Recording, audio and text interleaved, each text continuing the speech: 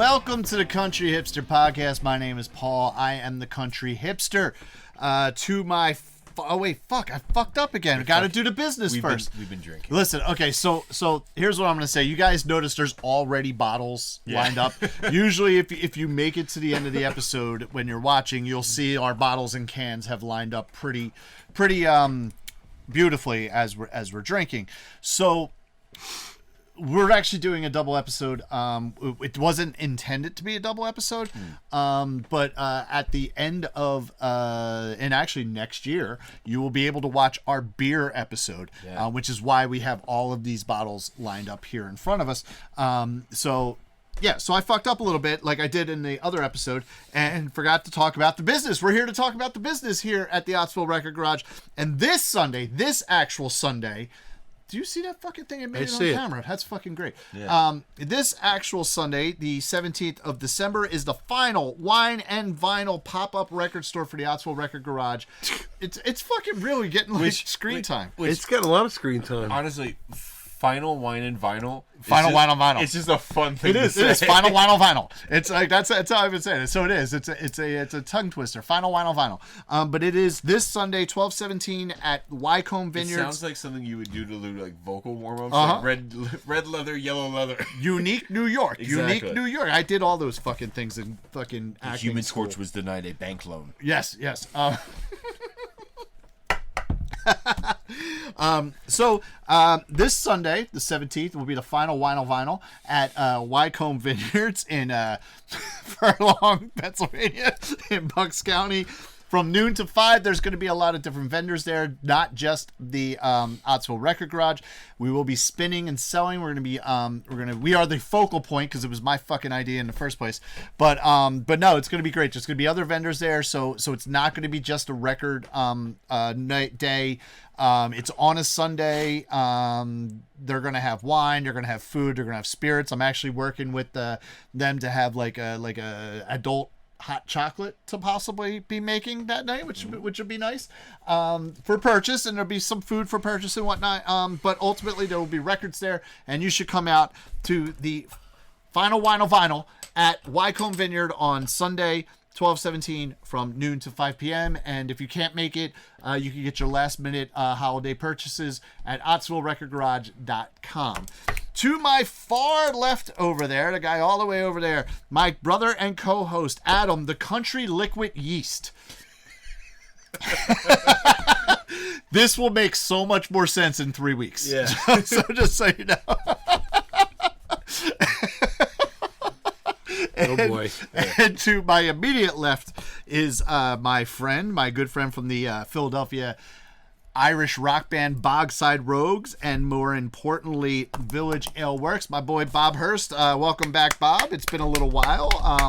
You have not been on since the Pet Sounds episode. Very true. So what have you been up to for the last 3 months? Fuck, Pet Sounds was a while ago. It was a while It was ago, fun. yeah. I will say this. So in September, Katie and I were driving down the shore for Irish Weekend, and she's like, I need to get caught up on the episode, on the podcast. She's like, you know what? Let's listen to the Pet Sounds one. I don't even know where she is on it at this point.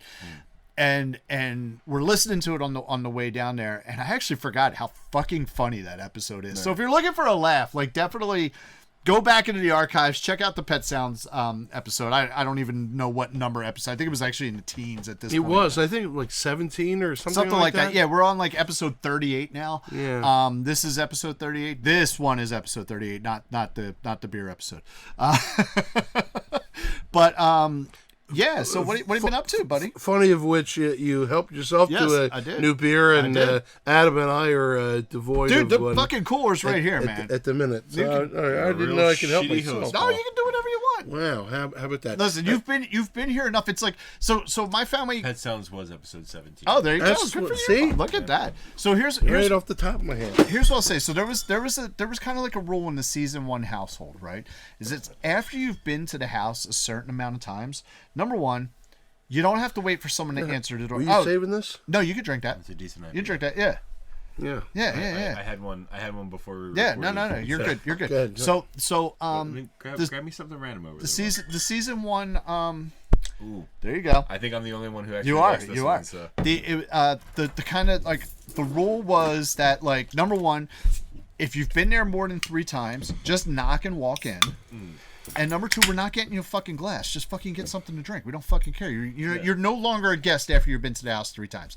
Bob, you've been here more than 3 times. I've known you for almost 20 years. Correct. So just fucking grab a beer. All right, well, but anyway. So what have I been up to? What have you been up to between Village Ale Works and Bogside Rogues? What's going on? Oh, you're... oh, shit. Yeah. Party foul. Careful. Oh, it's on the lap. All right. So as Paul's cleaning up his mess over there, I'll just get on to say... That's a creamy head. Yeah, how about it? Jesus Christ. That's your nickname, I think, right? That's my stripper name, yes. Yeah, right. Yes. The Country Creamy Head.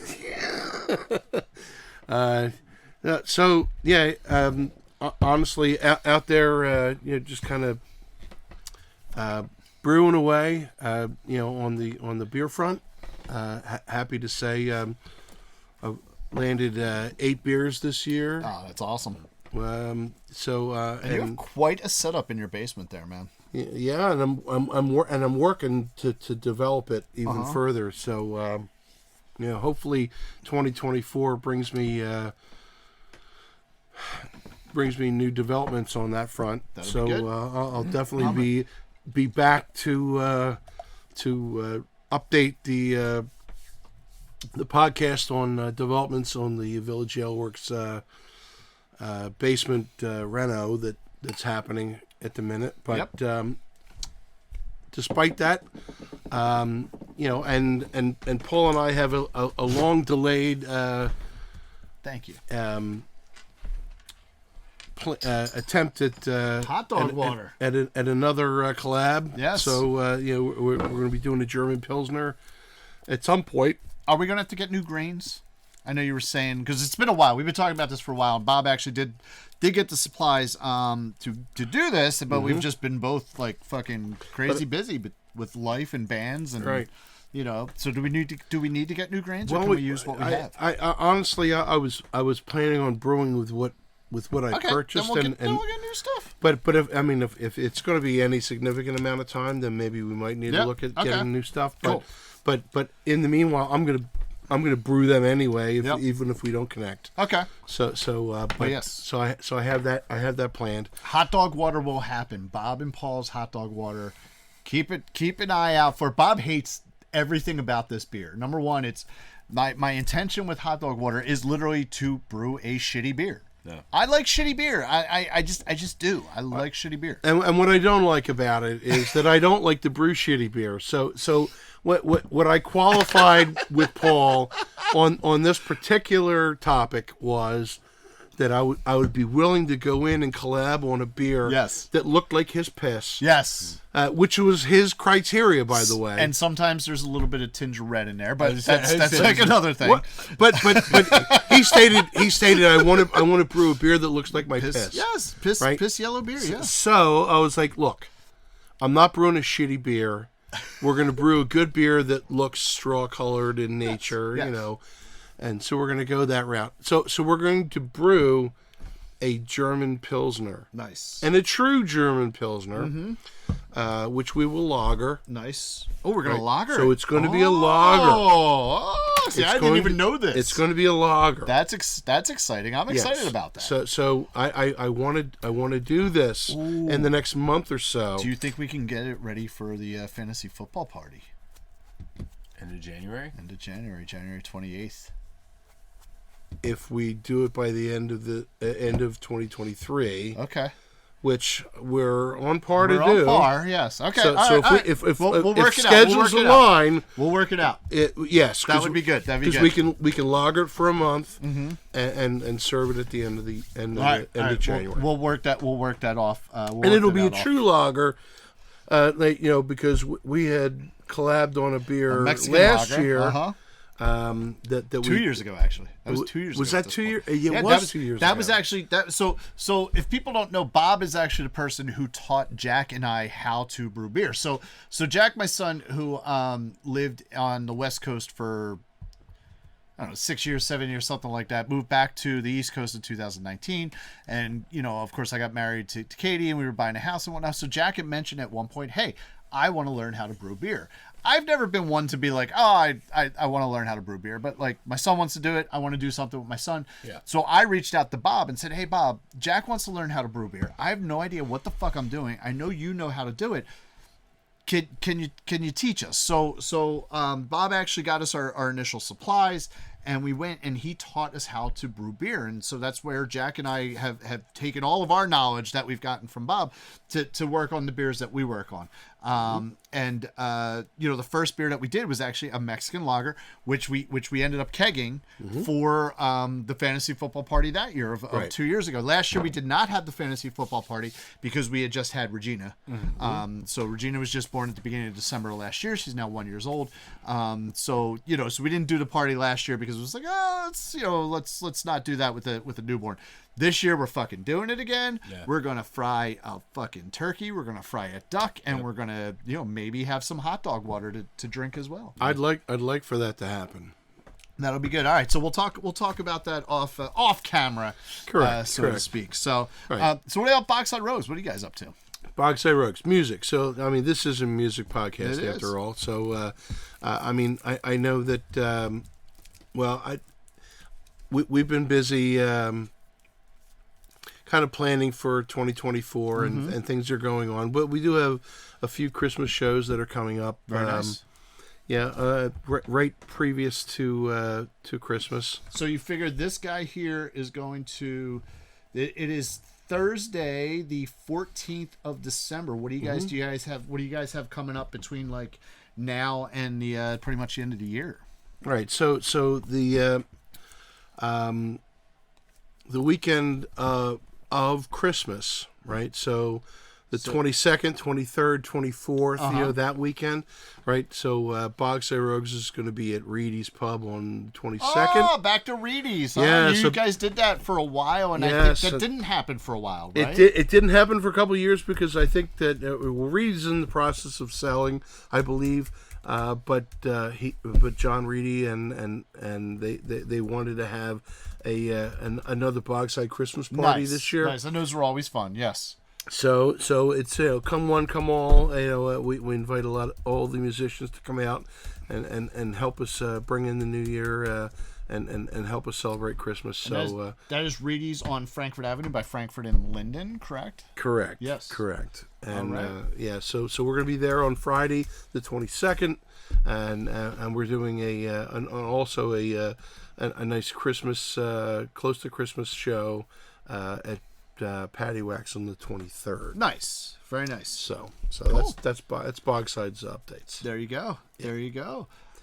So we are here to talk about a record.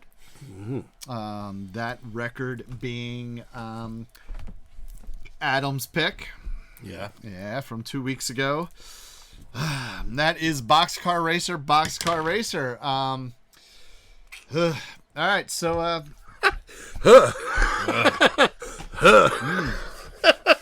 Adam, what are the factoids on this motherfucker? All right. So Boxcar Racer is a band that is 2/3 of Blink-182. Mm-hmm. It is Tom DeLonge, the guitar player, and Travis Barker on drums. Yep. And rounded out with on the record David Kennedy on guitar. On the record, Tom DeLonge plays the bass, but when they toured, really? Yes. When they toured, they toured. They added Anthony Celestino. Mm-hmm. Apologies if I pronounced the name wrong. On bass. Yeah. And the album was kind of the album was derived from basically Tom DeLonge writing things that he thought were too dark and mature for Blink-182.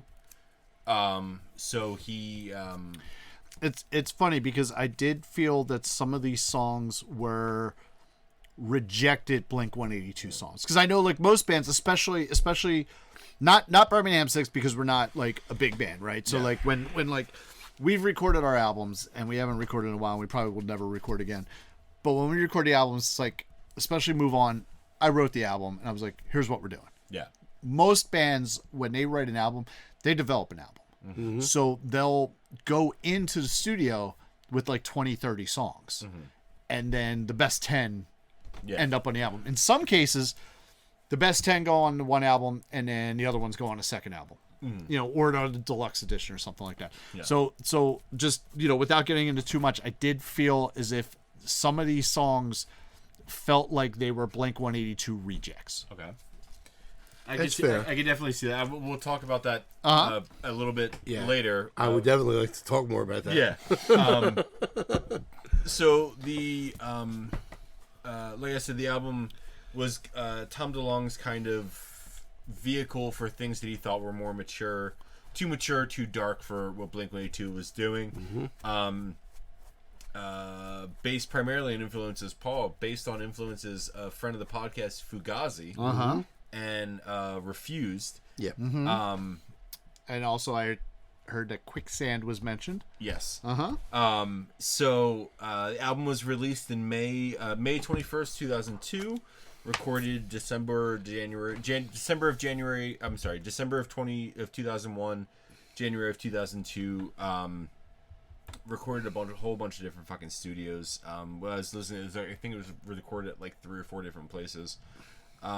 Released on MCA and produced by Jerry Finn, who between producing MCA has a license to ill, just so you know. Yeah.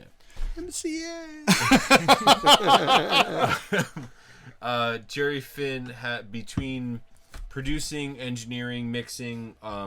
Credits include "Color Me Bad," Color Me Bad, like the fucking come baby, come baby, baby, Oh come, my come. God. Exactly. I was thinking that when you just said it. Dance Hall Crashers, Green Day. I love the Dance Hall Crashers. Jawbreaker. Does it say which Dance Hall Crashers? Dance Hall Crashers, Lockjaw. Okay. All right. That actually makes total sense. Yeah, actually, mixing credits on Lockjaw. yes. Okay. Green Day, Jawbreaker, Pennywise, Rancid. There was something else. There's a couple. I remember there was one more. By the way, I met the Dance Hall Crashers twice. Oh, did you? One of those times was when I met Blink-182. There you go. Yeah. They're a bunch of dicks. He's got a credit on Blink-182's Enema of the State, Offspring, MXPX, Newfound Glory, Sum 41, Alkaline Trio, Bad Religion, AFI, Sparta. Sparta. Yeah. Sparta. Oh, name drops. Yes. Yeah. It's a good resume to have. Has credits, co-producer credits on another side project that formed from Blink-182 was Plus 44, which was Mark Hoppus, the bass player, and Travis Barker with 2 other guys who I can't remember what bands they were from. I didn't realize how many like side projects they had because like I was there's a lot. So there's Blink-182, and then there's Boxcar Racer, which was Tom and Travis. There's Plus 44, which was Mark and Travis. There was Transplant. also Transplants, which was Travis Barker, Tim Armstrong of Rancid, and I can't remember the name of the other guy who's on it. And technically, if you want to consider it, Angels and Airwaves.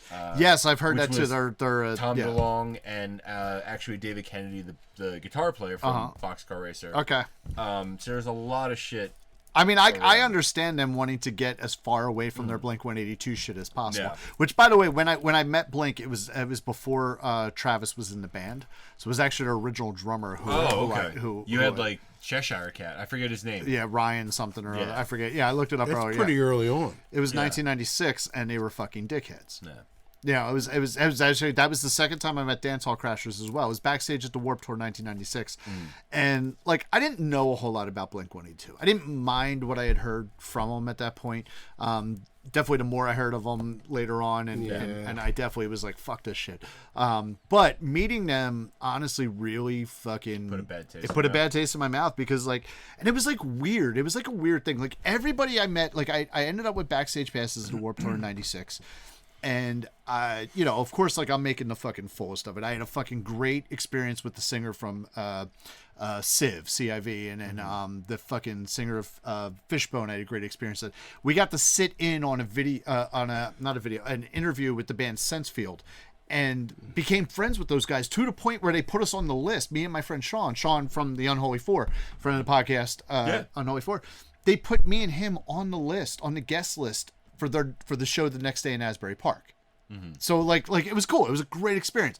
Fucking met the Dance Hall Crashers again.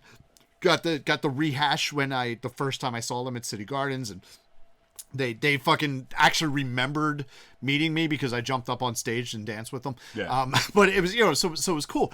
And then Blink-182, I see the three guys standing over there, and they're literally like lifting weights. It was weird. There was like a weight set. Yeah, Really? I'm not even kidding, man. There was like a bench, and they're fucking lifting weights. It was like the weirdest fucking thing in the world. But at any rate, they're like, I didn't bother when they were lifting weights because whatever, dude sweat, do your thing. And then they finished lifting weights, and the three of them were just standing there talking. And like, so I walk up to them, I was like, hey man, you guys are Blink-182. Like, what's up? My name's Paul. Really nice to meet you. And they literally fucking laughed at me. And like they just made me feel like fucking stupid and shitty. I'm like, you guys are fucking dicks. And then I realized none of the other bands that were there were hanging out with them. Really? Yes. All the other bands were hanging out. Rockets from the Crypt, Face to Face, fucking Sense Field, all of Dance Hall Crashers. They were all hanging out and talking and fucking eating and drinking and having a good time. And it was like, oh yeah, blast this. And then there was Blink-182 off to the side, fucking lifting weights, doing their own thing and being dicks to people. So yeah, you know what I mean? Like fuck those guys. Yeah. Right then. So like I said, the album came out May of 2002. Album debuted on the Billboard 200 at number 12. Did it really? Yeah. Okay, that's surprising. Which is another thing they were talking about, where there was not a lot of press there wasn't. behind the album. Which is why it was kind of surprising. Like, people were kind of like, oh wow, this was where it was. Yeah. It was a side project after all, right? Yeah.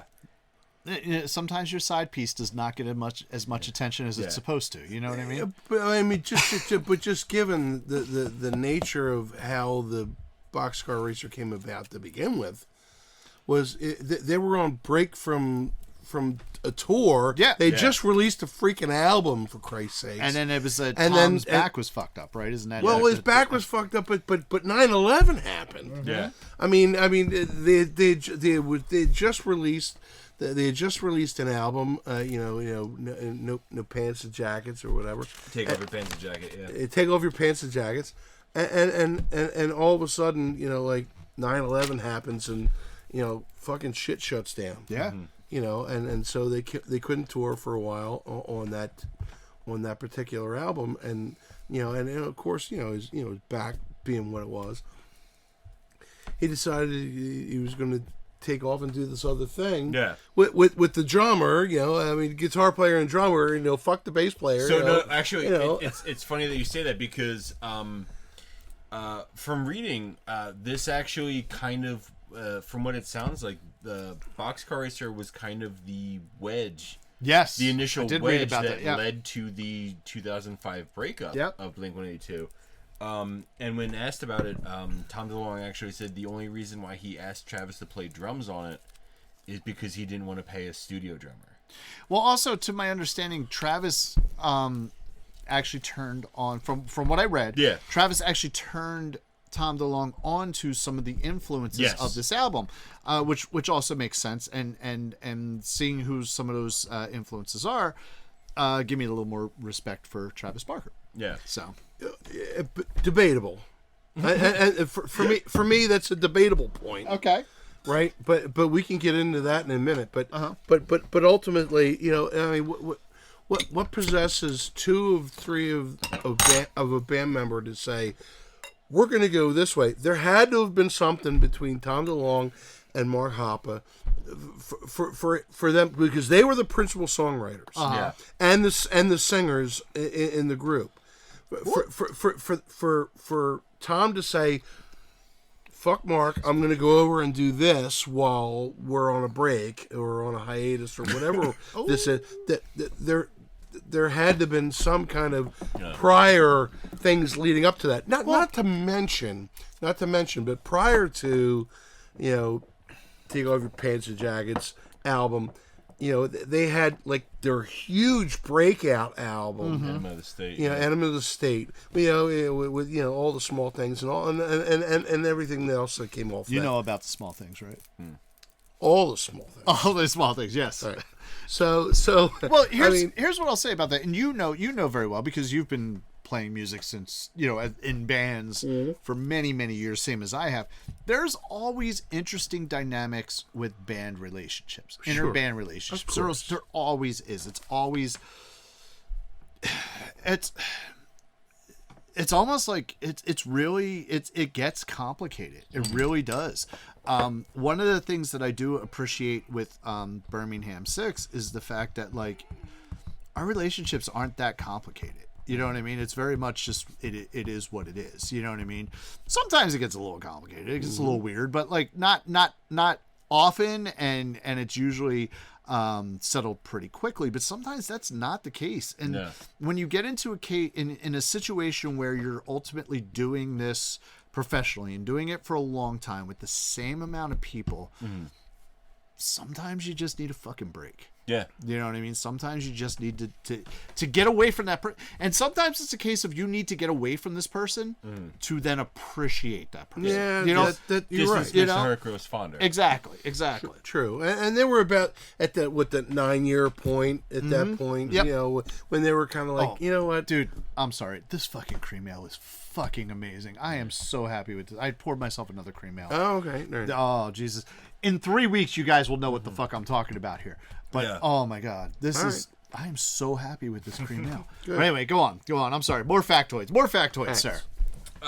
sir. So again, going off Wikipedia, which I don't know what updated numbers are.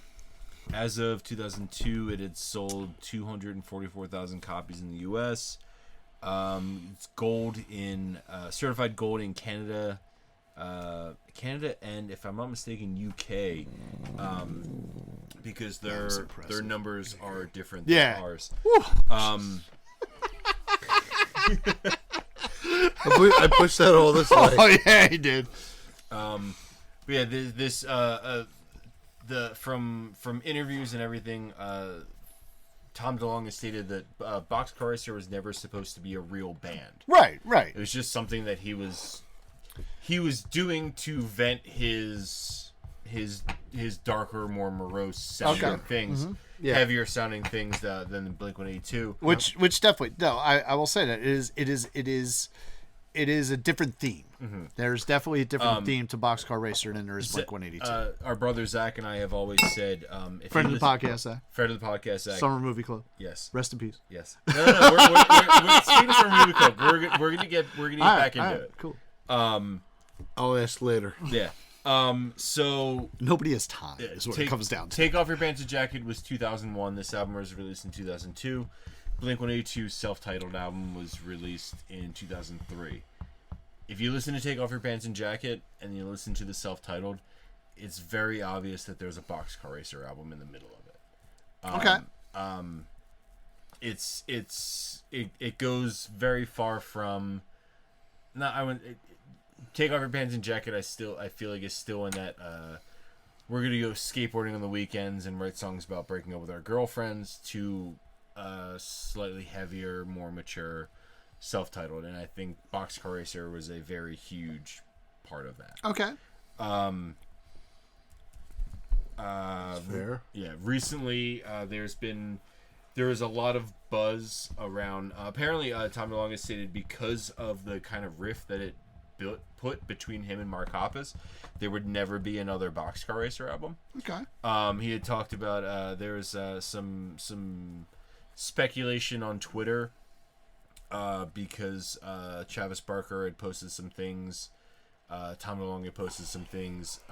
Basically, that was fans were taking it as hints to more new Boxcar Racer things. Okay. They had hinted in 2023 about essentially having worked on a new Boxcar Racer song, which eventually became the song Terrified on the newest Blink-182 album, One More Time. Couldn't tell you. Yeah. I've listened to One More Time. I don't care for it. Okay. If I remember correctly, though, the time when I listened to it, Terrified was one of the better songs on the album. Okay. But yeah, so it's apparently this Blink-182 growing up was always one of my favorite bands. Our brother Zach and I referred to it as gateway music. It's the thing you listen to that gets you into the shit that you listen to now. No. I feel I mean, go for it, but no. I disagree with that. Zach and I feel like we wouldn't have progressed into the things we listen to currently if it wasn't for starting off with Blink-182. I've seen Blink-182 twice, and that's 2 times too many. Yeah. But yeah, okay, all right. I have a different opinion, Yeah. but we can get there in a minute. We're old, you're young, so you know. But yeah, that's all the random factoids I have So or that I can think of. what do you feel about the album? How do you feel about it? I mean, it's on your 25, yeah, so I enjoy this album a lot. There's definitely been times in my past where I've talked to people and they've said something about how they are very big Blink-182 fans. And I say, "Oh, have you ever listened to Boxcar Racer?" And they say, "I don't know what that is." And I say, "Well, you have homework now." yes. I like I said, I enjoy it. I wouldn't put it on my 25 if I didn't. I've always been a fan of this album. There's I don't know what it is about it. It's like kind of how what it spawned from Tom DeLonge, or why Tom DeLonge kind of started writing this shit. It's a heavier Blink-182. Okay. And I enjoy it. Yeah, I guess my big question about it was, what do you feel was the departure from Blink-182 for this album or this band, honestly? Because I know that while Tom had referenced it as this was his medium for delivering his darker content, things that didn't fit the Blink-182 concept or whatever. But ultimately was the wedge that drove things between him and Mark to begin with.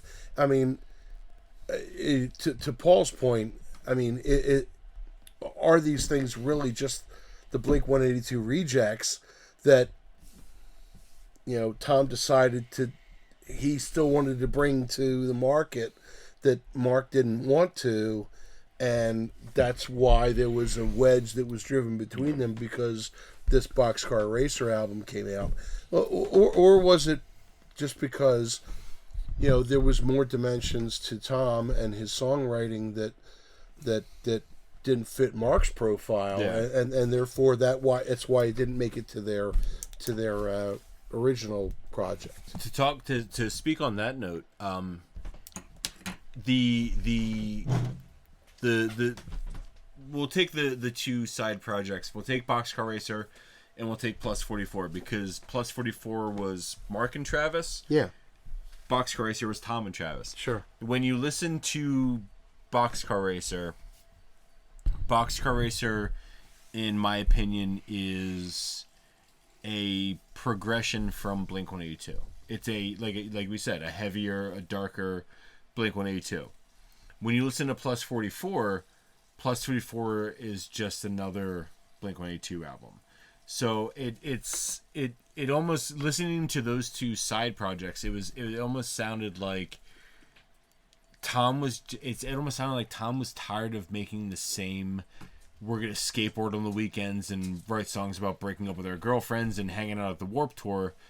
And Mark was fully content with just continuing to make that album over and over again. I missed the Warped Tour. But I mean, if you're talking about Tom's side project with Travis, right? Then I mean, and how it sounded so much like to me, listening to Boxcar Racer, there's a lot of Blink-182 in that as well. Oh, absolutely, yeah. So, I mean, and in fact, the majority of that album sounds to me like Blink-182. Yeah. And you could tell me that it's darker. I mean, maybe the themes are darker. Maybe the content of the lyric or the, is darker. But a lot of it screams Blink-182 to me. I mean, just from a sound perspective, because, I mean, both Mark and Tom were vocalists in Blink-182, right? So they shared and their vocals, to be honest, in my own personal view, are very similar. They are. Yes, I will. They're I will very say, like, similar. If there isn't much of a difference between Tom DeLonge's vocals and his cadences with Mark. I will agree with that, especially with the Blink stuff. Yes. Yep. Yeah. So when you look at these side projects, which is what they deem them, because Blink-182 was their moneymaker. That was that was the pop sensation that it became. Yeah. Right. But when I listen to Boxcar Racer, I hear a lot of what was in Blink-182 from Tom's perspective. It's Tom singing, it's Tom's writing, it's which he, for all that I could see up to and through, the Enema and take your pants and jackets off. I mean. That was a burp. That wasn't a laugh. That's okay. It's all right. But through all of that, they were pretty equal through those albums. Yeah. And the success that Blink-182 saw in the market, there was a lot of both, and so the departures. It doesn't surprise me that that Tom's album with Travis was very similar to, because I felt Boxcar Racer, Tom's album with Travis, was very similar to, that's my personal view.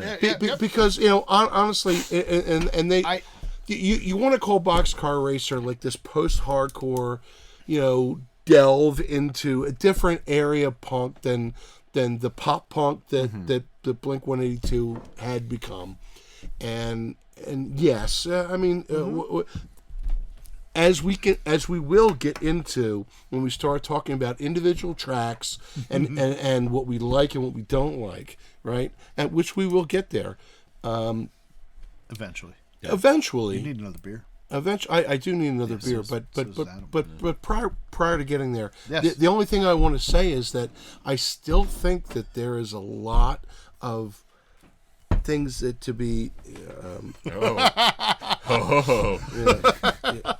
Oh, wait a minute. There's a lot of similarity to Blink-182 stuff.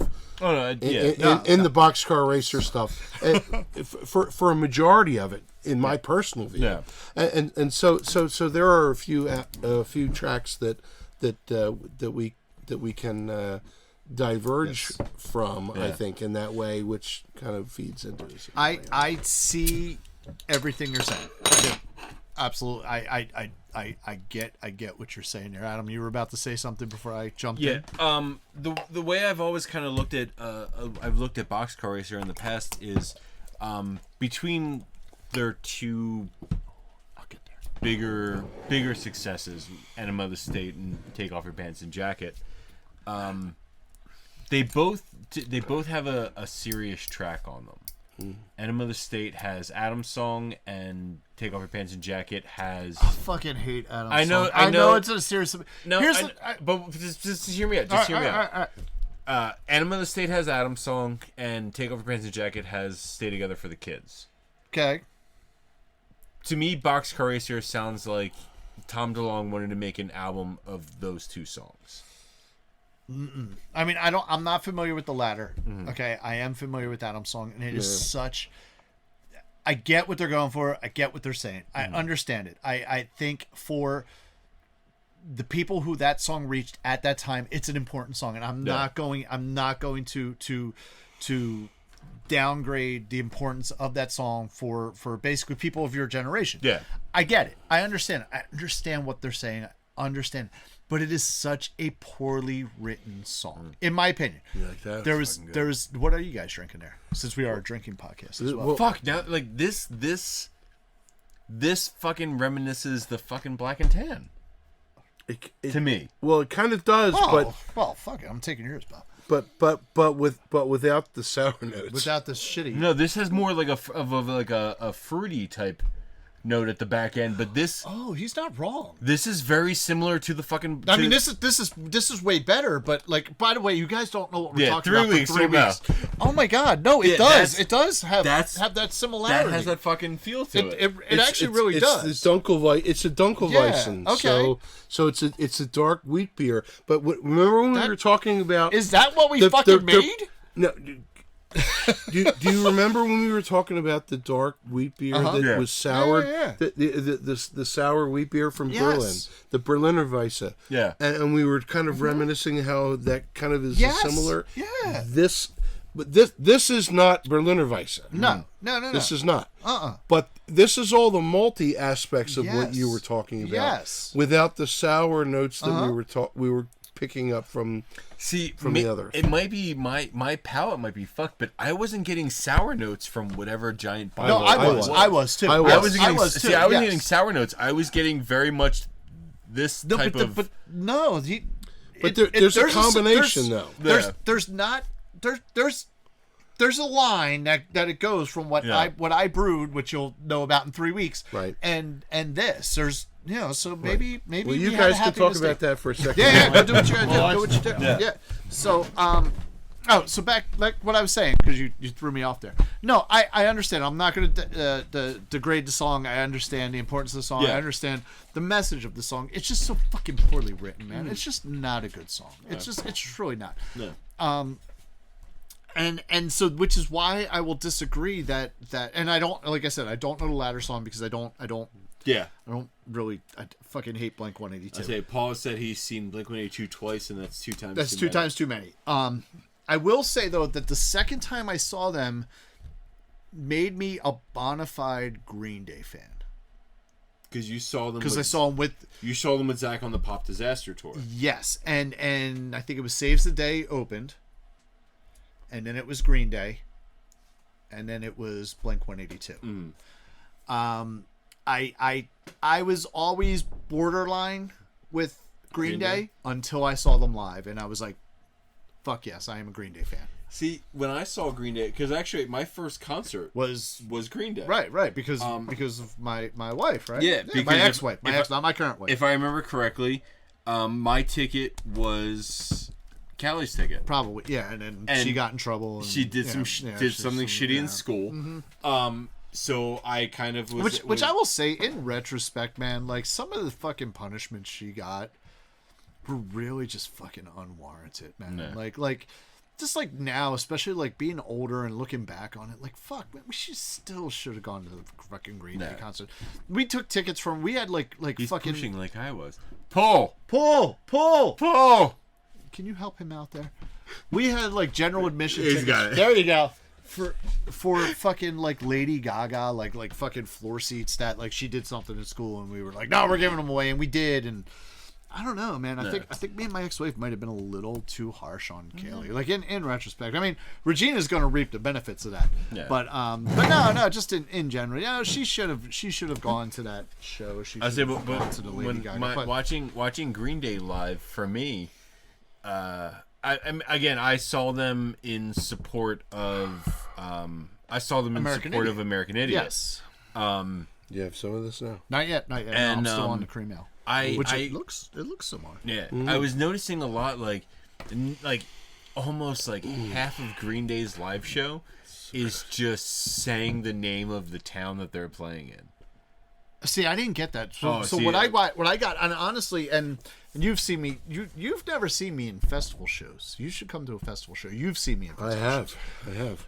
And you know that when I'm playing with the band in a festival show, it's different than a bar show or a solo show, right? And a lot of what I do in a festival show, I straight rip off Billy Joe. Because he has absolutely when he is on, he is playing, he has fucking absolute fucking control of everything. Oh yeah, see when I saw Amazing. And that like when I saw them, it made me rise my level of performing up. I was like, that's what I fucking want to do. And they were so fucking tight. Like that's like when I saw them, it was a lot of just saying the name of where they were playing, and a lot of getting the crowd to mimic what he was saying, what he was singing. That's the control, though, And that's man. what- and that's- the fucking, that the lends to the performing, control, exactly. And it pulls the crowd in, and it brings them into what you're doing and what you're trying to say. And it's fucking rehearsed. It is Yeah. absolutely Oh, 100% rehearsed, but it's beautiful. Yeah. You know what I mean? There is, like, all right, you can go out there and you can see a band and they just play their songs. Yeah. And ultimately, you're fucking bored. At the end of the night, oh yeah, cool. They sounded just like the fucking CD. Why Yeah. did I pay $40 to see this band live when I could have just fucking listened Yeah. to CD? It's another thing to perform and to pull the crowd in and to get that fucking, like, get that tightness. And when your band is that tight as well, it's amazing. You know what I mean? So that is, and that show where I saw them, it was Saves the Day, Green Day, and Blink-182. That made me a Green Day fan and made me personally, as a performer, like, rise to the occasion. Like this is what I need to do. I need to do more of this. So Blink-182, no, fuck them. No. But here's what I will say. Obviously, I have a past with Blink-182. I thought they were fucking dickheads when I met them. I was extremely here it comes. I was extremely skeptical going into this album. Okay, we got to turn it down. We're waking the baby. We got to bring our voices down. Bob, shut your fucking mouth. Shut your fucking tone, man. What the fuck? You're pie hole, dude. What the fuck? All right, we got to bring it down a little bit. We're waking Regina. We cannot wake Regina. All right, no waking Regina. Yes, thank you. All right, so There it is. I rebel against the cause. here's the say. I was very extremely skeptical going into this album. But I turned out very pleasantly surprised. Okay. Really? I did. Now let me ask you, because you know better than I do. One of the main influences of this album is listed as Fugazi. Do you hear Fugazi in this? I'm gonna get there. Okay. I'm gonna get there. This album's an arc. Okay. Right? It's literally an arc. You know what I mean? You talk about like this. You went to fucking real college. You've had statistic classes where they say the arc. I have. I know the arc of which so you you know, speak. right? I do. The first, and this is why I can see what you're saying. The first 2 to 3 songs are very Blink-182-esque. Very, very much so. Right? But right around Tiny Voices, in the middle of Tiny Voices, the feel changes, the sound evolves, and the album goes to a higher level. I don't disagree with him. Okay? I don't disagree with him, but And I'll let him finish. But then you go up there, and then you come to Letter of God, and then the album takes a fucking nosedive. Right? Ooh. Not a complete nosedive, but it does. So like I said, it starts out down here, and it comes up, and then it fucking goes So when down. I hear nosedive, I hear gets bad. Doesn't get... Well... That's what I hear when I hear nosedive. That's what I hear as well. Okay, so, but... I hear, and personally, my personal view is we're on same old, and then Letter of God, it gets different. Yes, Letter to of God me, is the gets the better. pinnacle. Yeah, see, so Letter of God is the pinnacle, and then then it starts For to go me, down. it gets better. This album is 3 songs too long, by the way. We'll talk about that too, because Well, I have a similar opinion. If you lose instrument, if you lose the first Punk song, and God forbid, because it was the hit, if you lose I Feel So, this is a better album. Okay. This is an absolute better album. I would agree with 2 of those. It's a more complete album. One, maybe. So it honestly, it flips genres. This album flips genres. It does. From I'll agree the with. fucking pop punk bullshit that Blink-182 is. It's their moneymaker. It's their job. Yeah. Whatever. Fucking, it is what it You're is. gonna beat the Yeah, dead but horse. but that wasn't the whole point of why Tom DeLonge did this. Right, album. but that's what I'm saying. This goes from pop punk bullshit, and it turns into true emo, post-hardcore influences, and it is a stronger, true emo album. So what does that mean? What am I talking about? True emo album. I'm not talking about Say Anything. I'm not talking about Wonder Years. I'm not talking about Dashboard Confessional. I'm not Yep. talking about any of those fucking bullshit albums. Right. What I am talking about, and this is where I hear it, and it was before I read about the influences. What I am talking about is Texas Is the Reason, Into Another, Braid, Sensefield, Blue Tip. These are the bands that I was raised on. These are the bands that I fucking cut my teeth on. These are the bands that when Sean from the Unholy Four and I were writing music as 18, 19, 20-year-old people, these are the bands that we were listening to and were influencing us. And this album, even the Blink-182-esque bullshit on this album, goes from that. You know, when I read on the wiki that it lists Quicksand, Fugazi, Rockets from the Crypt, and Pitchfork as influences, I get it. Yeah. I actually get it. 3 of the 4 bands I love. One of them I don't know that much about, and that's Pitchfork, but it's there. It is 100% there. All of those things that post-hardcore, that sound. Now do they have a Fugazi feel? No. They don't. No. They don't have a Fugazi feel. Do they have a Blue Tip feel? Fucking yes. If you've not checked out Blue Tip, fucking check out Blue Tip. I don't know They're Blue Tip. another. They're a Discord band. They're a Northern Virginia, DC area band. Who've put out a lot of really good shit. There's Blue Tip is there. Blue Tip is there. Sunny Day Real Estate is there. Sunny Day Real Estate is, if you want to bridge that gap between what I'm considering true emo and that early 2000 bullshit, Sunny Day Real Estate is that bridge. Okay, Sunny Day Real Estate is there. The sound is there. I will say that Tom DeLonge's voice does hurt my fucking ears, generally throughout, but he gets better when he moves away from his safety point. I say at this point his voice has become a meme. It probably has. It has. Yeah, it is. His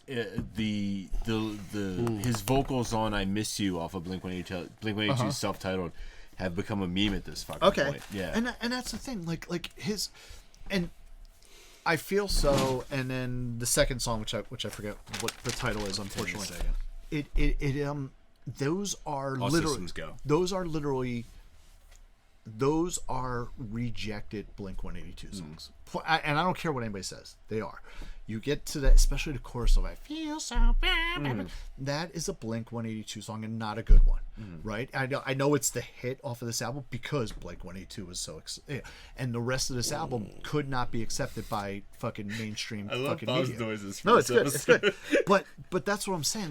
Like once he got away from his safety of Blink-182 and the whiny and the drawn out and the not good vocal lines. Once he moved away from those, the album sounds so much better. It fucking evolves. It is great.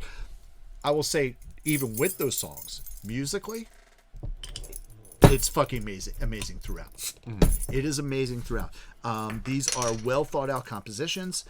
Everything they play is with artistic purpose. Even the stuff that I don't particularly care for is with artistic purpose. They're fucking.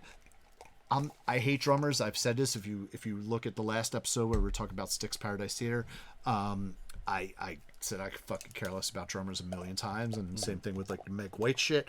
The drumming is fucking exceptional on this. Travis Barker is an amazing drummer. Yeah. The dissonant harmonies are well done. We've talked about like who does dissonance well. Boxcar Racer does dissonance well. Okay, I will say it. The bass and the guitar perfectly complement each other throughout the album because you have them doing. And if you listen to it, if you really listen to this album intently, the guitar is doing one thing, the bass is doing something else, and then you have the fucking drums that are keeping it all together, and all of it mixes well. Yeah. It's like a fucking stew, and they're all doing their own thing, and they bring it to together. I never thought Paul would have such kind words for this album. Give me that double. No, it really is. Like I will say that when I when I first put this on, I was like, yeah, man. I was like, I don't bring shit. No, he doesn't. You know, it really wasn't. I wasn't I definitely, when we pulled it, if you look at my reaction, I was not thrilled about this album. Nah. When I first put it on, I was like, oh. But here's the thing, like, honestly, when I first put it on, and I heard Tom DeLonge singing and that fucking that fucking cadence and that fucking whiny it grinded on me, but then I had to separate myself. Yeah. You know what I mean? And like I said, I listen to these albums, and I do truly try to go into these with the most open of mind. Yeah. You know, sometimes it's a little tough to do, but I do try to really ultimately embrace what I'm doing and what we're listening to, and you know, trying to see a different perspective of it. And when I did that with this album, it was probably the second listen, is when I stopped listening to what he was singing and how he was singing it, and I started listening to the bass, and I started listening to the guitar, and I started listening to the drums, and I started seeing how that all melded together. And that's what kind of led me to a change on this album. I'm so happy Bob is here. Yeah, I know. This is really, like, this is one of those albums that, like, you know, I mean, I don't regret not listening to it back in the day. I really don't. But I get it. Yeah. I get this album 100%, and I enjoy it, and I see what they were going for, and reading that, like, Travis Baker or Barker, however the fuck you say his name, Barker was way into. It's not a difficult word. He was into that post-hardcore indie rock sound and whatnot, and basically led Tom DeLonge. It was probably like one of those cases where, like, wait, you don't, like, I could see how the conversation went down where he did something. Tom DeLonge was like, oh, it's pretty cool. He's like, well, yeah, I probably stole that from Fugazi, and he was like, who? Yeah. Like, wait, you don't fucking listen to Fugazi? Well, it's funny you don't because listen to this band. You don't listen to this band. When I've seen pictures and video of Blink-182 on their most recent tour, for during the whole Blink-182 era, Tom DeLonge was playing very much just Fender Strats. Which is a very pop punk guitar. Yeah. Yeah. During his Angels and Airwaves era, he was playing basically a single pickup Gibson ES 335 with a high output Gibson. Yeah, I think I know what guitar. It's also a partial hollow body. Yeah, it's a hollow. It's a beautiful guitar. It's a hollow body. It's a Gibson. The pickups feels amazing. The pickups are a Gibson Dirty Finger, which are a very high output pickup. More recently, when I've seen pictures and videos, he's playing a hollow body Fender. So that guitar you were just talking about, this is amazing. The guitar you were talking about, I actually used on when recording Birmingham 6 Move On. Oh, really? Yeah, any time where I play electric on that album, which is not much, I would generally leave the electric to Barry, but there was some, like, rhythm stuff I wanted to do. There was actually a lead that I did on the album, and also the feedback leading into the beginning of the album was all done on that guitar. Which I could assume you get some good feedback from those dirty finger pickups. Yep. I've actually considered picking up a Dirty Finger pickup and replacing. I have it's essentially a shittier version of a Les Paul Jr. Les Paul Juniors are amazing. Yeah, my Les Paul Jr. is a humbucker, not a P90 like they normally are. It's okay. I've considered replacing I've considered replacing the pickup with a Dirty Fingers because I like the sound of them. Where are we going with this? I don't know. Oh, recently I've in videos and pictures he's been playing almost like a what's the hollow body Fender, a Coronado? Coronado, not really sure. Whatever the fuck it is. Yeah. I've noticed he's been playing a lot of those, but, like, every time I see a picture or a thing, he's got a big fucking Fugazi sticker splatter across the fucking front. Which is not sanctioned by Fugazi, which we talked about in the Fugazi episode. They're not a commercialized band. So I would Never. even though, like, I'm saying all these nice things about this album, which, you know, and I'll stand by them. Which is surprising. So you know, I'll take it. I would not say this album is an all-time album for me. You know what I mean? But I would skip around it in the future. Mm-hmm. You know, and honestly, we'll talk about that in a little bit because there's definitely something I would skip in this album. if they I mean like in the sense that like where I would like maybe add some of the songs to a playlist or you know if like hey I put it on but let me skip this for the podcast reasons I was listening to it intently. No, it's okay. I love Paul's fucking song. No, but I don't always I don't agree with a lot of what Paul's saying. But and there's a reason why, and I'll let Paul finish his points before I get into it. What I was going to say, I will get into it. What I was going to say is that if they were to tour again, I would actually be interested in going to the show and seeing the show, and you know, if it wasn't like stupid ridiculous money, I would actually go. And, which I'm sure it would be because I don't know if you've seen Blink-182 tickets. Nah, they're fucking obscene. Well, that's fucking stupid. No, but that's also as most concert tickets are obscene anymore. Yeah. You know, all right. So now that there's a little bit of a break in the opinion here, I'm going to throw an old head kind of a opinion on this because this is my opinion, right? Frankly, but honestly, you know, when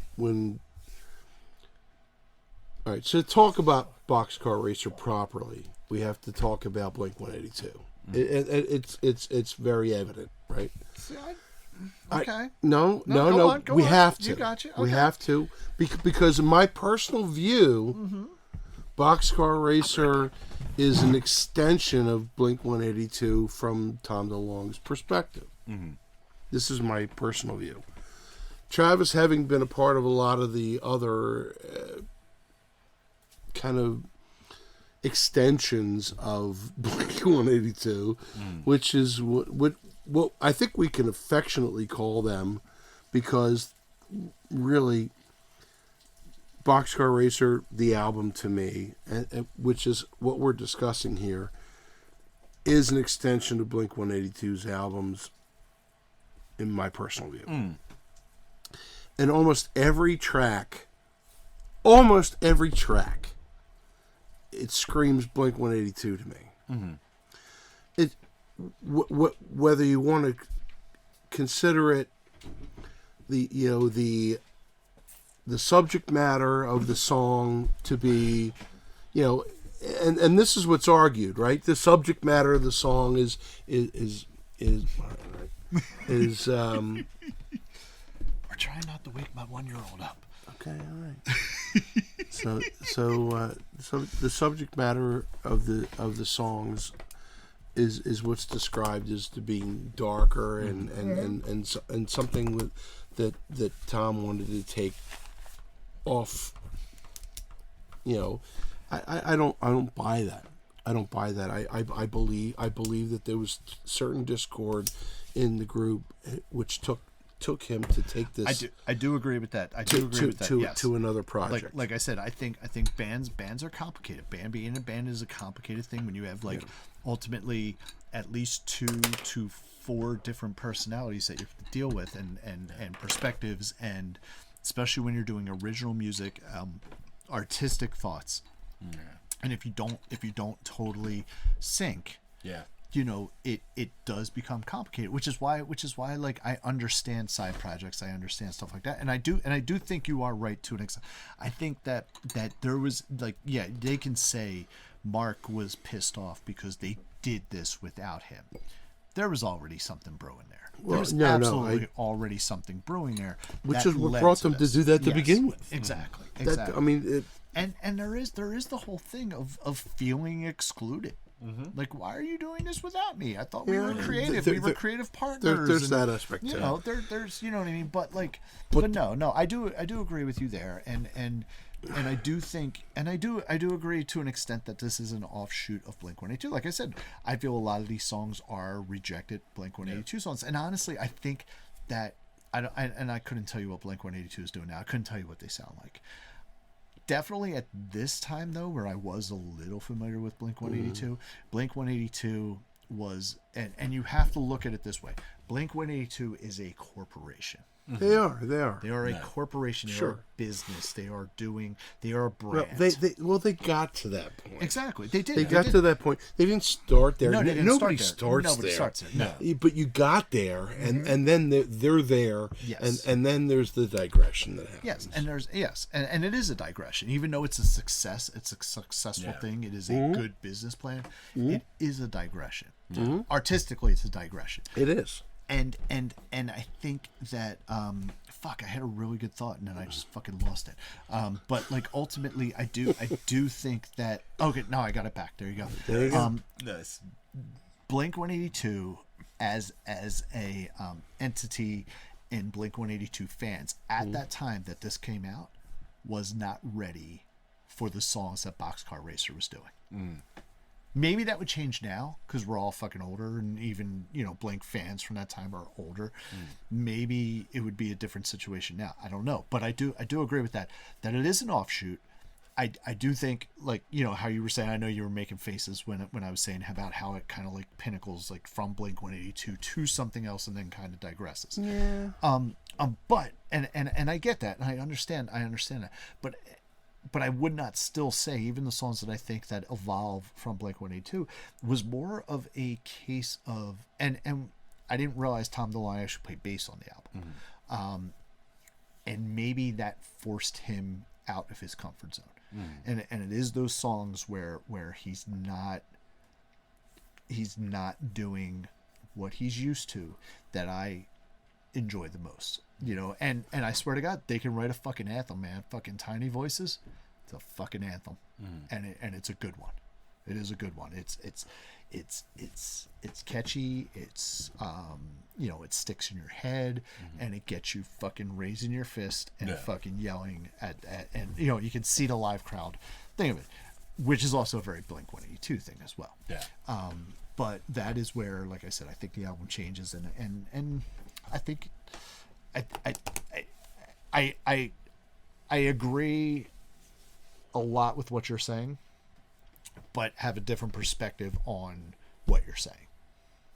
So that's generally my thoughts. Like I said, I was very pleasantly surprised, and I had to delve into this. I had to really get into. So it's probably a good thing we had 2 weeks between recording sessions. For me to really listen to this. But I can say this. About Paul and kind of knowing Paul a little bit as I have over the years. He's always been more on the alternative side of music, as more than I have been, especially in the punk genre.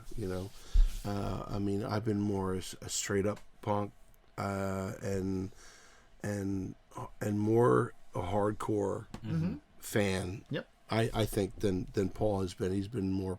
He would err more on the pop side than I would, frankly.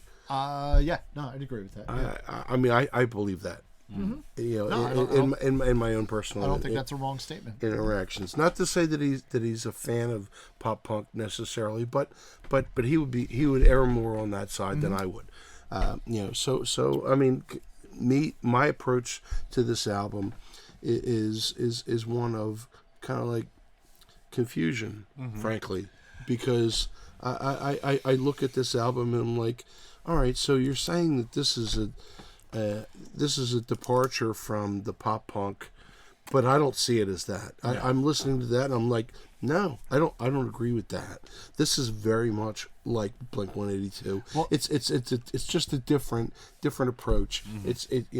There are tracks in it, which I will get to when we start talking about what's your favorite, what's your not favorite.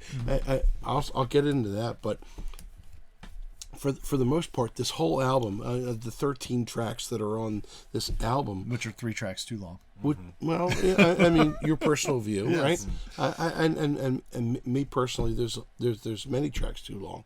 If you're looking at a departure, you're not really departing at all. In my personal view. Okay. My personal view. I need that big beer. Yes, you do. Yeah. Yes, you do. So have that. So this is a Left in the Dark Imperial Stout. This is a 10.2 2% alcohol. Yes, by it volume. is. That's Yes, a, it that's is. a badass name too. Left in the Dark. Left in the Dark. And but wait, because both Adam and I both said, No, oh, I see oh it. yeah, Oh, yeah. this is I pretty know. good. I know, but we've talked about how. And I this feel. is not boozy, by the way. It's And that- not okay. No, All right. it's not. That's what I always get worried about with these big beers. It's not. It's not. Is how boozy they're going to be. So, but I mean, but ultimately, and to kind of wrap it up, I mean, You said it wasn't boozy.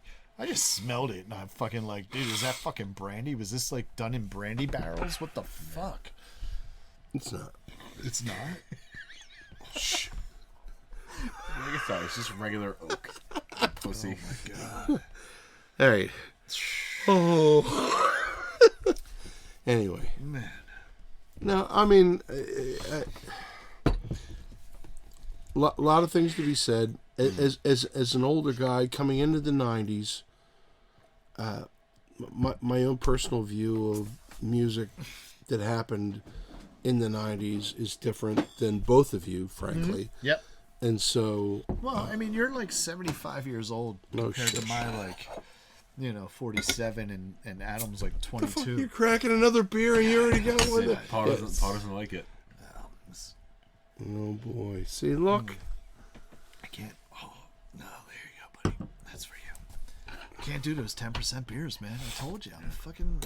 Lightweight. I Lightweight. am. Oh, by the way, I want to save this. I can put it on the fridge. Yes, please take that. Like that's.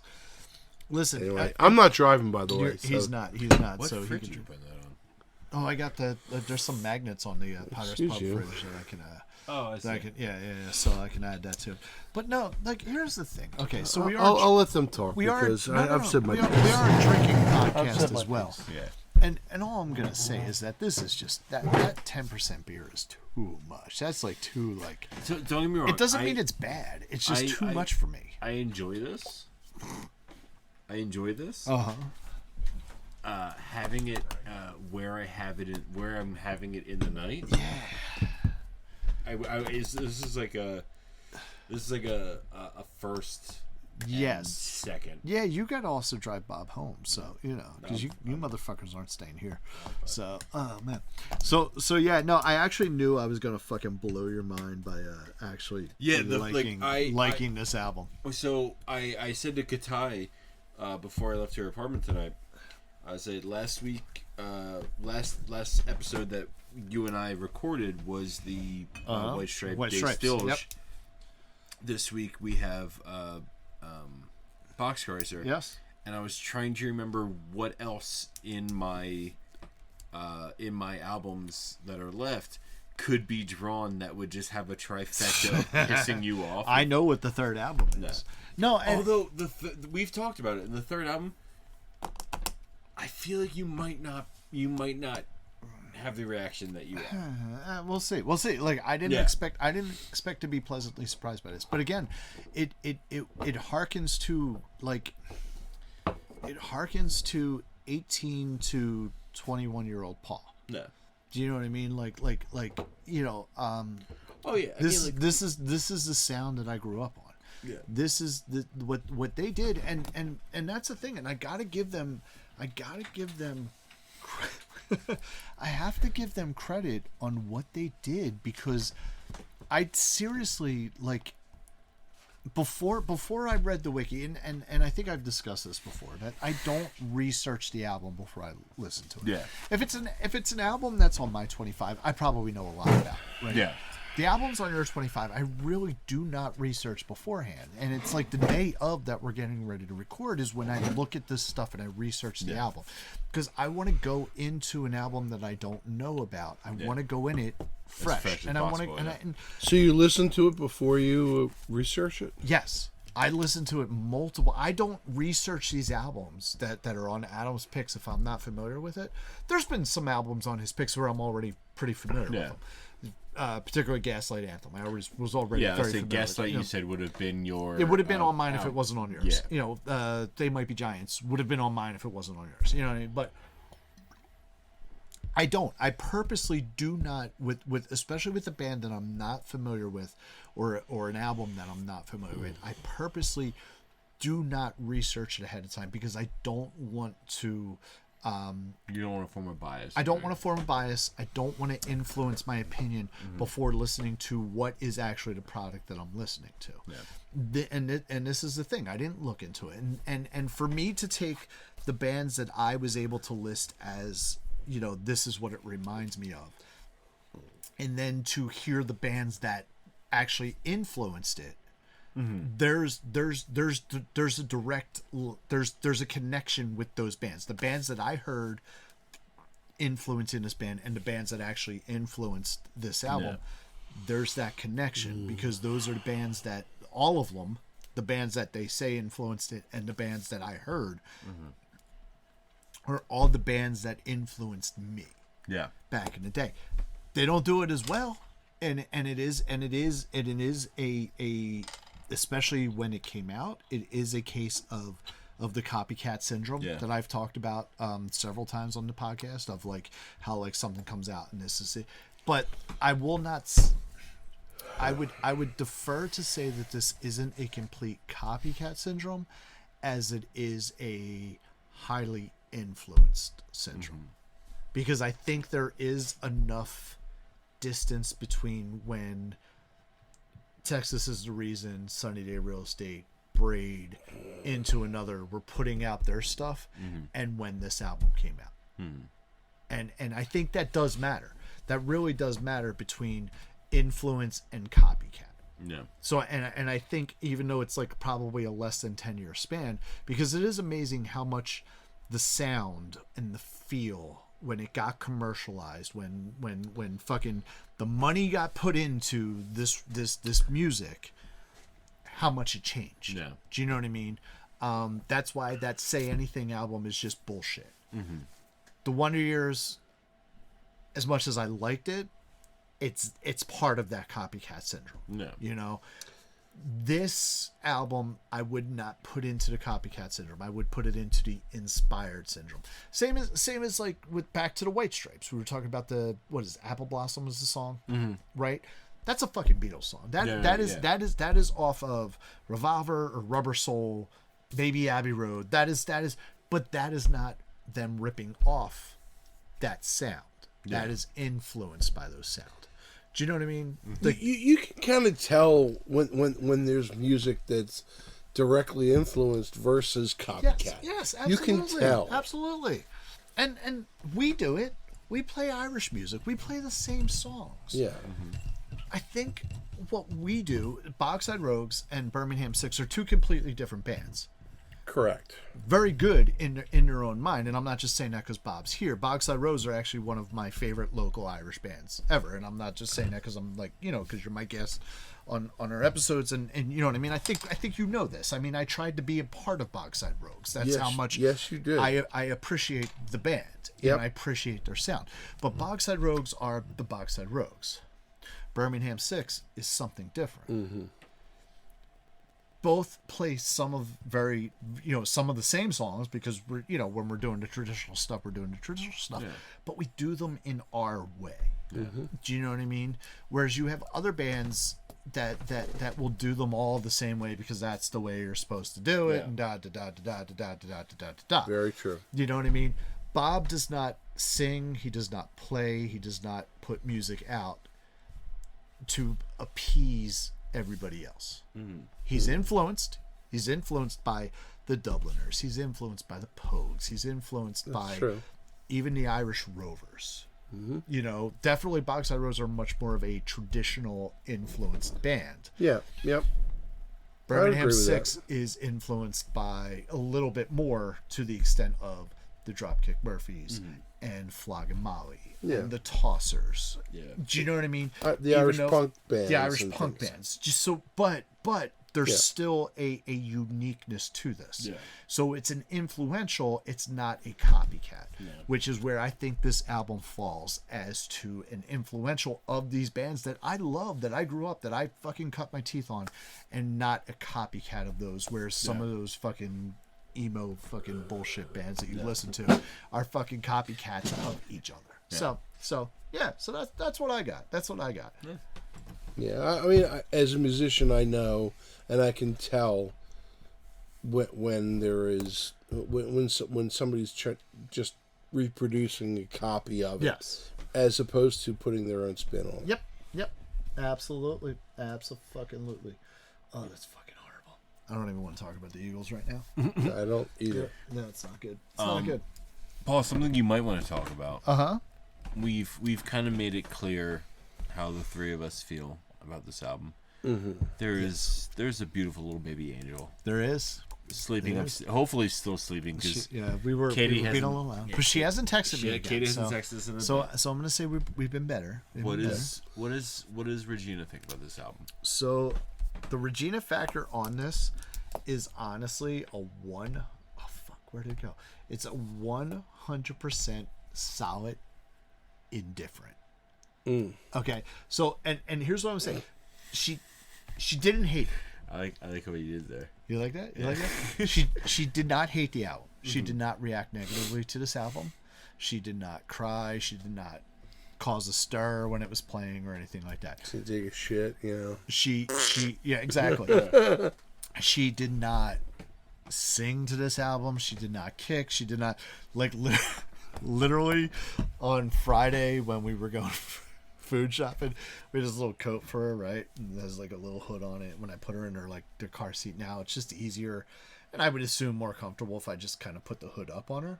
You know what I mean? Rather than let it ball up behind her neck. You know, Yeah. so she's like, her head arched back.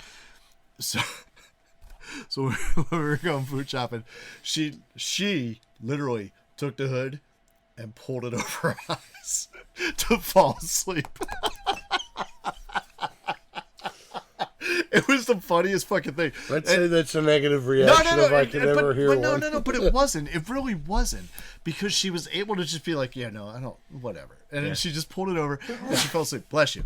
When we and honestly, Friday. If she was going to be pissed off at this album, Friday was the day to do it, because we hit we hit 1, 2, 3, 4, 5 stores on Friday. We did it. Usually her limit is like 3 if she's in a bad mood. We did 5. We did a 5-store shopping trip on Friday, and even bless you, after the last store where we got in the car and we're heading home, she literally just got comfortable. She's like, all right, I guess this is happening. Yeah, and just went to sleep. You know what I mean? But like I said, it wasn't a negative. It wasn't a positive. It was definitely 100% solid indifferent on this album. So that, bless you. So that brings the Regina factor. Adam, you have 10 likes and 3 dislikes. I have 9 likes and 3 dislikes, and now we're up to 7 indifference. Jesus. So that is the Regina factor on this album. So it actually, honestly, I'm gonna be honest with you, it made me a little happier as her father. I'm like, thank God, maybe you are my daughter. Yeah. Because I do like this album, but like listen, if you're gonna be indifferent about something, this is the album to be indifferent about. Absolutely. Mm-hmm. All right. So Bob, we're gonna go out of order. I'm gonna fuck things up. Bob, what are your top 3 songs? Top 3. All right, so I'm gonna have to say that my top absolute song is "There Is." Okay. I like "There Is." All right. That is. Which was the second single off this album. It is the second single. It is the single. Where does off that this. come in off the album? That's like towards the end. Right? Yeah, it's Okay. track 10 of 13. Yeah, it's on the back end. Yep. It's on the back end, but it makes your last 3 cut. Yeah. It still makes it. Okay. All right. So, but I like that. There is. Okay. So let me say this. When I say it arcs, right, where it starts down at Blink 182, and then gets real good, and then kind of. It's not a back cool down. bell curve. It's not. It's not. It's kind of like. Yes. Yes. No. That's kind of where it is for me. There Is does not go on my top 3 or my least favorite. It's up there. There, it's just, maybe it's because they put certain songs towards the end of this album that made me think more of the curve. But like there are definitely songs on the back end of this album that not as good as the stuff that I think that peaks the album. Yeah. But they're not as bad as the stuff that I think is straight Blink 182. But anyway, go on. There is your number Yeah. one. Well, that's my number one. There's And number one. I have my reasons, mind you. So, but there is his number one. Okay. This is my first punk song. Is number 2. Really? Interesting. Continue. Okay, go on. Yes. Okay. Yes. And third one is Letters to God. Okay. Okay. All right. Paul, top 3. So, ironically enough, it is the one that does not have Tom DeLonge singing on it. It's Cats Like Armstrong? Thieves. Tim Yeah. Armstrong. Cat Like Thief, yeah. Cat Like Thief, and that is where, like I said, Tiny Voices is where the album starts to change. Cats Like Thieves is where it's completely different. It is completely. It is completely different, and it's I not agree just with that. and it's not just because it's Tim Armstrong on the song. Like the album, that the whole feel of that song. It is The a song different actually feel. has another guest vocal. Yes, it does. Jordan Pundick. I don't know Newfound Glory. Oh God. Yeah. Which when I honestly up until when I read it doing like dialing in my research tonight, had no idea. Yeah. No. To me, I it didn't know was either. always Tim Armstrong and Tom DeLonge. That song that is the song that is absolutely. Tiny Voices is kind of that mix of Blink 182 changing to something else. That's the mix of the evolution. I don't disagree with that. Okay. Evolution. Okay. In the album Yes. sphere. Yes. I totally agree with that. Yes, where Cats Like Thieves just completely changes the album. I and didn't that's where I it's on didn't its agree way with that. That was the best part of But- the change of the album. That's my number one. But go on. The second one is The End With You. Okay. Okay. And honestly, my number 3 is Tiny Voices. This all is very interesting. So, And I have an honorable mention, go ahead. And I. Okay. Okay. Yeah. All right. So you're in the middle. You like the middle of the album. I do love them. And that's where I say that's where it Well, goes that's up. why he thinks it's a bell curve. Exactly. I thought it was kind of like a fucking. So my top 3. I also would probably put Cat Like Thief Okay. at my number 1. And honestly, what it boils down to for that song, it's the fucking drums for me. Oh yeah. The drums the drums and the hi hat on that fucking. There's like I said, there's the everything on this album musically is thought out. There's nothing on this album that is a mistake. Yeah. Do you know what I mean? And it was definitely done on purpose, but not to formula. Yeah. You know, we talk about that. We talk about that in where it's like, oh well, there's the chunk or there's the stop. They have the chunks, they have the stops. Yeah. But they're so fucking artistic in how they do it. That is one of the things I will take from this album, regardless of anything else. That is one of the things I will take about this album is that this is an artistic release for these musicians, and it really is. Yeah. So I'm gonna go Cat Like Thief. Tiny Voices. Okay. And there is. Oh. With an honorable mention of The End With You. We're like all Yeah. in that area. So, what's your least favorite song then? So, like I said, they said that this album is Tom DeLonge writing the more mature, darker themes than that were suitable for Blink-182. My First Punk song sounds like Tom DeLonge is unable to turn the dick joke switch off in his head from Blink-182. And I think if you took if My First Punk song never existed, this album would be better. Hey, I mentioned 3 songs Yeah. that this album would be better, and that is one of them. So yes, I'm gonna take My First Punk. I would say My First Punk song is my least. Whenever I listen to this album, the only song I want to skip is My First Punk song. So I'm gonna jump ahead of Bob, and I'm gonna say I don't even mind the instrumental. If you ditch the instrumental, absolutely, Yes, it would make it a yes. tighter album. Yep. But I don't even want to ditch that as much as I want to ditch that. my first punk song is also my least favorite. I wish they developed the instrumental, because that is not meant to be an instrumental. They couldn't. I could just tell by the way it sounds that was not meant to be an instrumental. They meant to develop it and they couldn't. And I wish they did. But because it's an instrumental that doesn't necessarily, in my opinion, fit with the rest of the album, I do wish that was one of the 3 songs they took off the album. Yeah.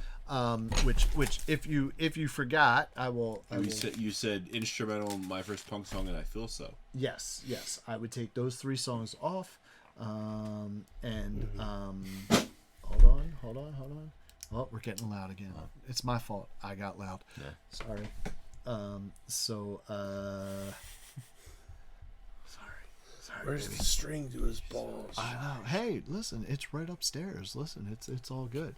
Because of that, I get to do a podcast and sell records and hang out with my daughter all day. So if she tells me I'm being loud, I'm being fucking loud. Yeah.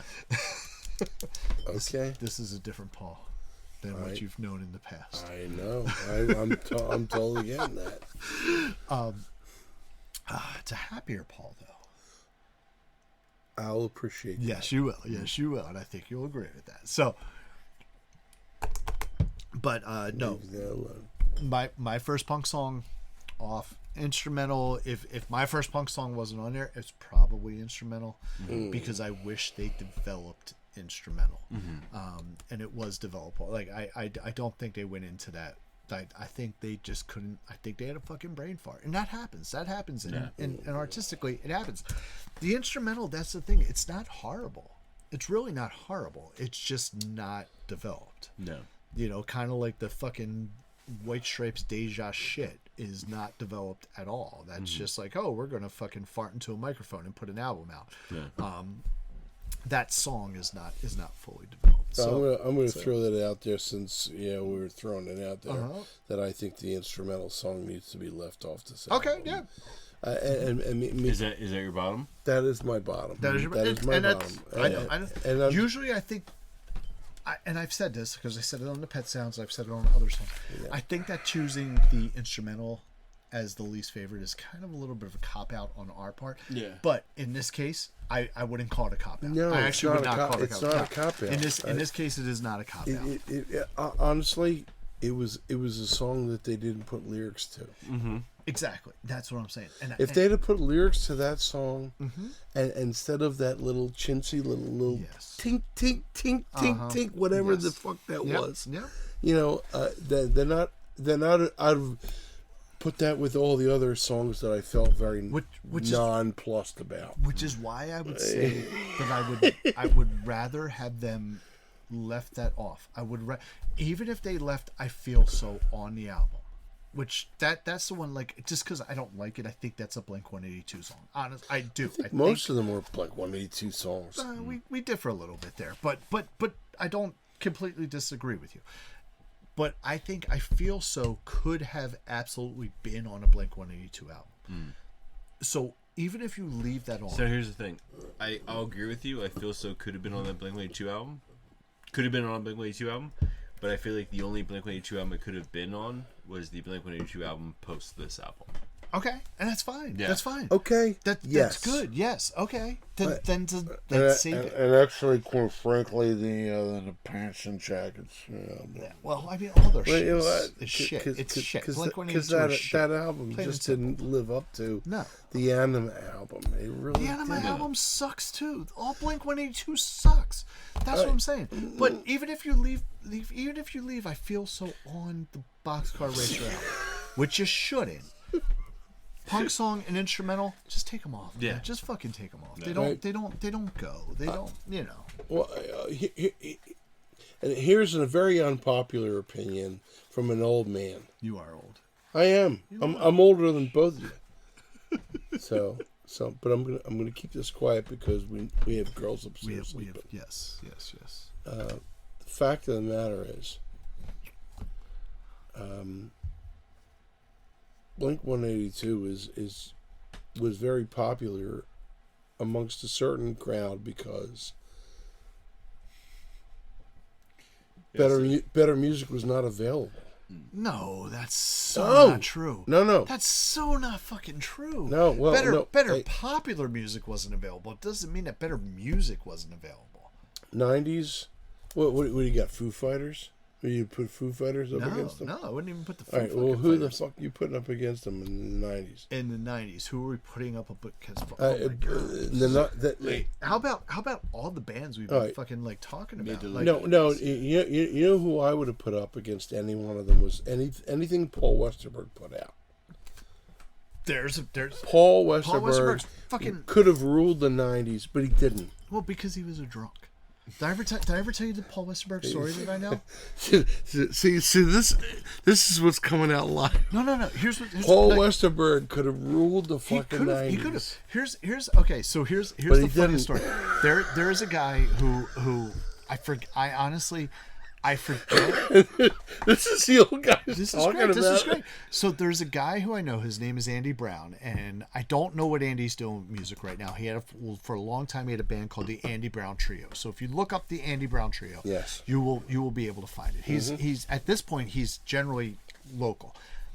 In the 80s, he was in a band who I can't fucking remember. I cannot remember the name of the band. Depeche Mode. No, but they came out of Athens, Georgia. They were part of the Athens, Georgia scene. REM and B-52s and whoever else came out. But that was all REM 10 years prior to that. Right? No. But here's my story. Here's my Paul Westerberg story. REM and B-52s were the same scene. Yes, yeah, they were. Interesting. They sure were. Interesting. And so he was in a band that was one of the bands who was coming out of that scene.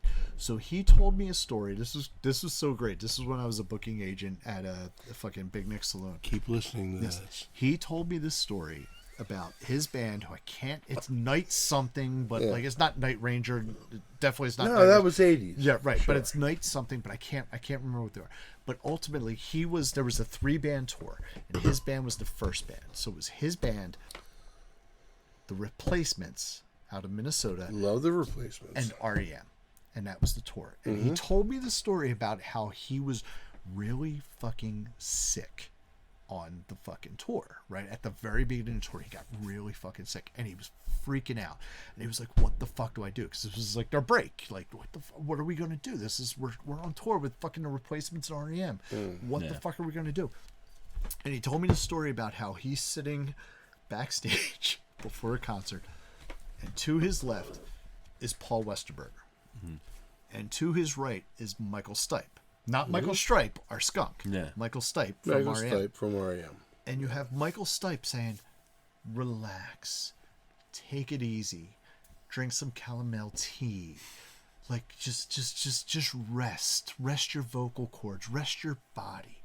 And to his left is Paul Westerberger saying, "You need more cocaine and whiskey, and you will get through this." It's very much the angel and the devil. And so I asked Andy, I was like, "So what did you do?" He's like, "A little bit of column A, a little bit of column B," and I got through the tour. Little chamomile tea, little cocaine. Exactly.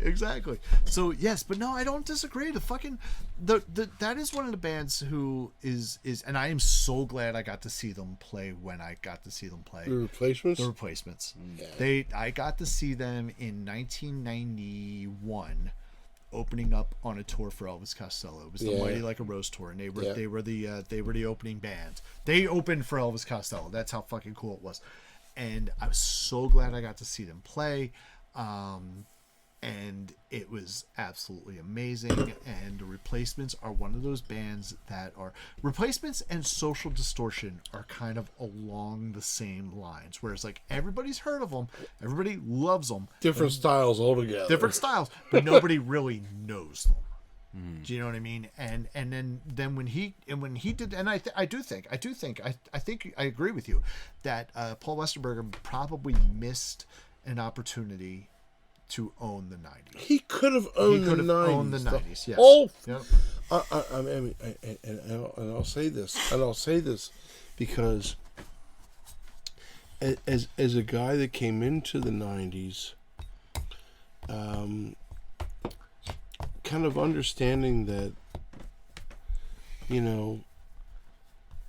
what was the the popular style. Oh, it was that fucking grunge bullshit. Well, grunge came in.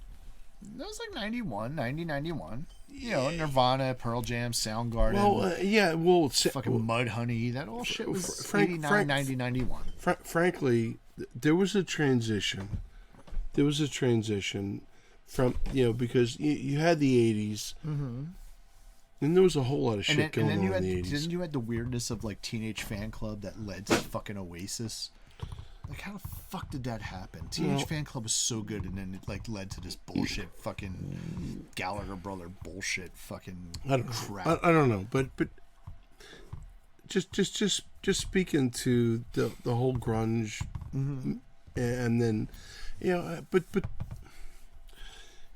I think that there's a lot of parallel movements that are happening. Yes. Like there was a lot of alternative 80s that was happening. Yes. That postured alternative 90s, right?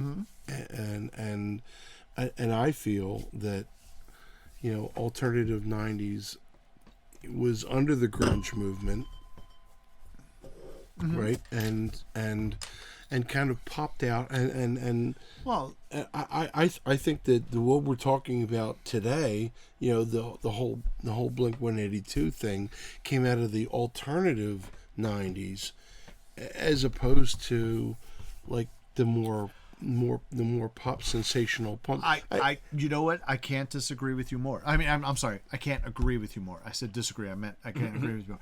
No, I do think that Blink 182 is an offshoot of that. I do. I honestly do. I think that when you look at that and you look at that sound, but that's also because of the commercialization of it. And no doubt. And yes, no. I don't disagree with you. And Blink 182 is part of that commercialization of it.